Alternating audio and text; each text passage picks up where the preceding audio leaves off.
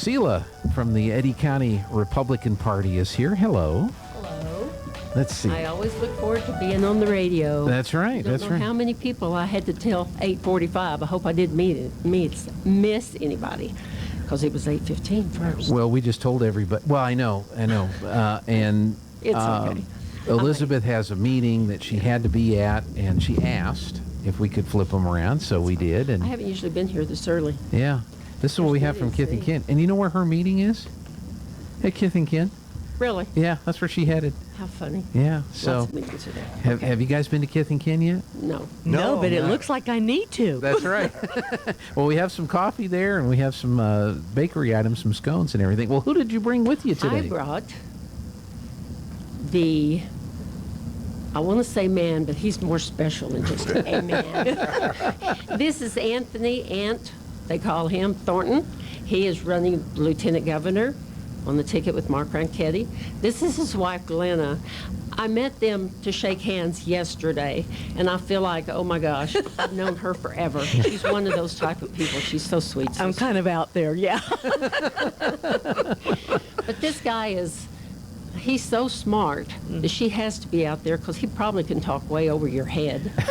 That's not true. It kind of is. Can I just tell you that the first time we met, we talked about string theory and fractals, and I played like That was my first date with That her. was our first date, and I played like I was interested. Okay, all right. Are you guys like nerds? Well, I'm not. I resemble that remark.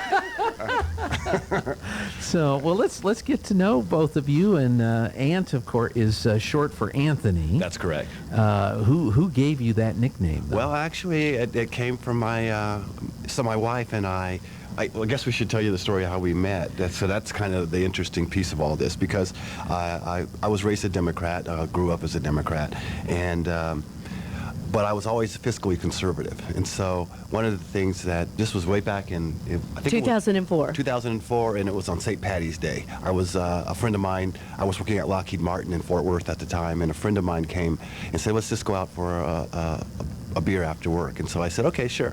So we walked to this restaurant, and we were sitting there for a little while.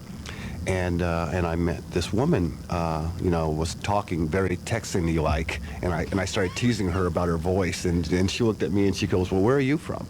And I said, well, I was born in California, but my dad was in the military, so I've been all over. And she goes, oh, the Social Republic of California. and so immediately we started talking politics. And so it was one of those things where we started arguing back and forth.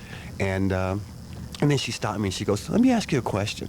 She goes, why do y'all blacks all vote in unison?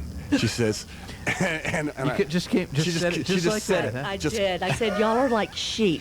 I did say that. It was awful. No offense, right? No offense. Right. No offense. And she says, you could spot me from across the room and you wouldn't know how I vote, but I can bet, I'm pretty darn sure you vote Democrat. Yeah. And of course, at the time, I was a Democrat, and so that's when the race began. And so we started debating right there, then and there, and started arguing politics. But I sent him the ant and the grasshopper story. Okay. Yeah, there's an old version and a new version. And I sent him the new version, and it was so funny because I really thought I was the ant. Okay, because, well, I don't know how, he tricks me all the time. And he ended up being Ant, and we've called him that ever since. Ever since. Since. So it's just kind of stuck. And her nickname is Grasshopper. And so everyone calls us Ant and Grasshopper now. And so even though her name is Glenna. And so, but yeah, we argued over the summer, and that's when we were shooting emails back and forth, and because we didn't really know each other, but we started having meetings and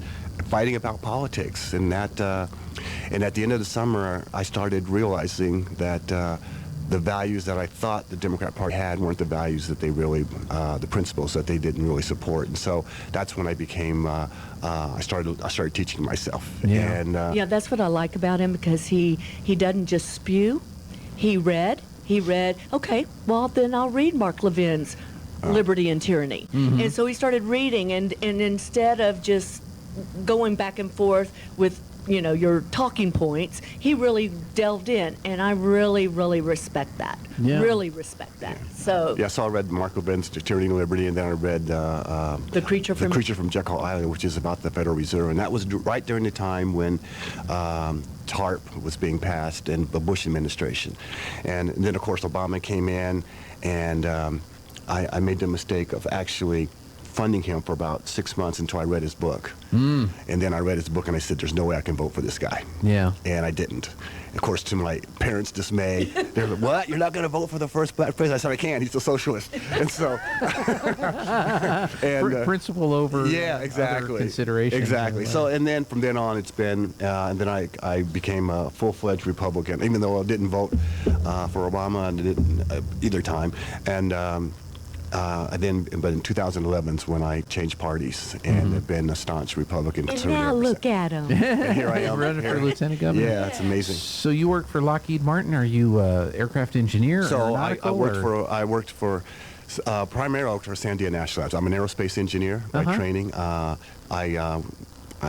was recruited out of University of Colorado by Sandia in I can't say when, 78 now, 78, and then immediately.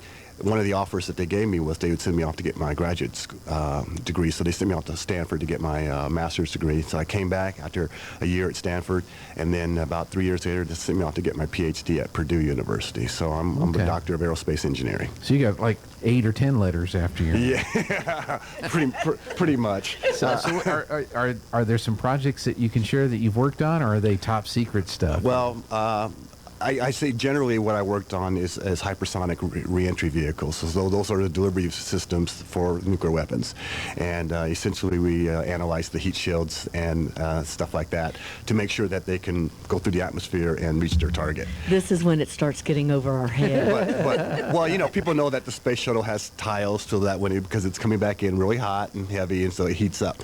Well, reentry vehicles are coming in even hotter and faster.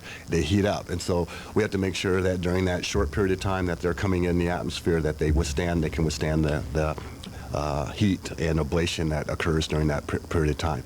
And so I worked on some advanced hypersonic reentry vehicles at the same time, which people don't realize we're just now starting to put those into operation, but we were working on those back in the 80s.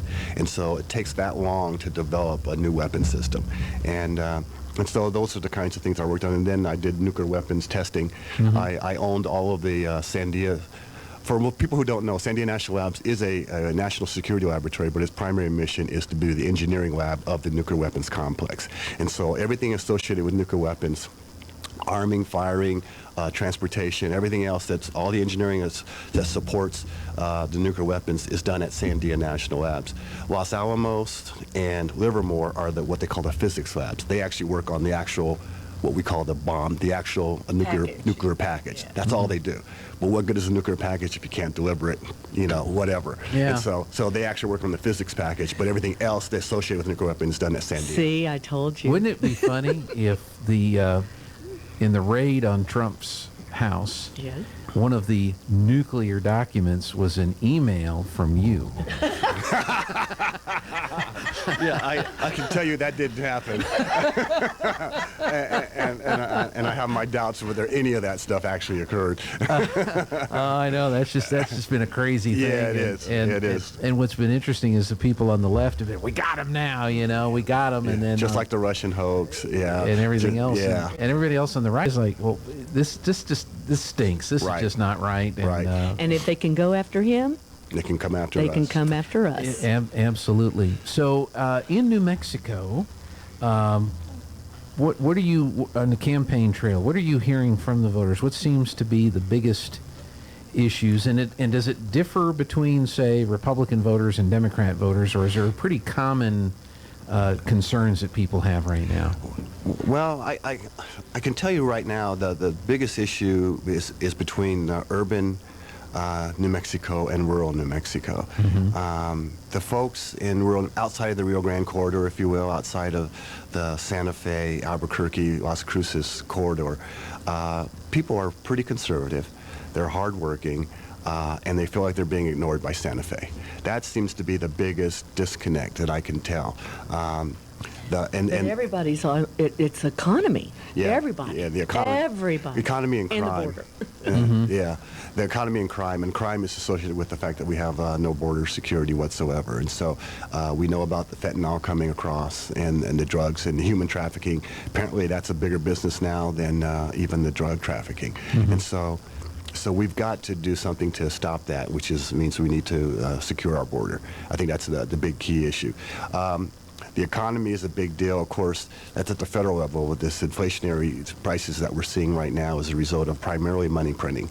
And our government just passed another huge bill. And then and they're saying this is Orwellian as it can be to say it's the Anti-Inflationary Act. When you know it's just the opposite. Right. And Well, that's typical Congress. yeah, it is. They name it what it's not. What it's not, yeah. Well, and my wife and I were having a discussion about these 87,000 IRS agents, and it's like, well, who are they going to go after and who are they going to talk to? Because there's only so many of the quote-unquote rich that and they're already wrapped up with auditors and tax people and everything else. So my theory is the only people they're going to go after are the rest of us. And it may be in the form of letters and emails and questions and harassment and stuff like that. But I mean, that's what these folks are going to do. And why do they need a gun? Well, that is an interesting question, and that comes up in some of the discussions. But on the New Mexico level, you and Mark are successful at winning the race. Well, you won the primaries, but now you win the general election now this fall. How do you work with? I mean, you mentioned your family. I have to admit, I think I've confessed this before, Selah. I'm old. My first vote in a presidential election, I voted for Jimmy Carter. I grew up in a family of Democrats. We don't talk anymore. And so my question to you is probably the same question that I have to me. How do we convince people on the Democrat side to not continue to support what has not worked or has not been successful, or maybe they think has been successful, but in reality is leading us towards this socialist path that we're on? I know. This is always the toughest questions. How do we reach across the aisle, if you will, and convince Democrats that the path that we're on is not going to be hasn't worked and isn't working? And I think because things are progressing so poorly so quickly with the Biden administration, people are seeing the results of some of the progressive policies that they've been putting in place. The anti-oil and gas, all of a sudden now everyone's seeing their, from $1.70 or 80 cents a gallon to $4, $5, $6 a gallon. All of a sudden they're saying, ooh, this is really hurting my pocketbook. And of course, the result of having higher energy costs then results in higher transportation costs, which results in higher food costs and things of that nature. So it sort of feeds into the rest of the system. And now people are starting to recognize pocketbook issues really matter, and that bad policies really matter as well. And so you can hopefully explain that. But I think the real true issue is getting to the values and start talking about politics.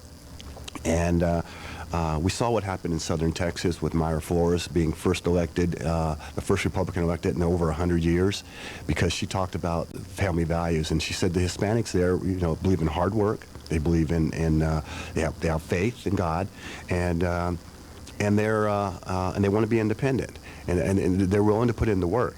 And so we talk about faith, family, and hard work.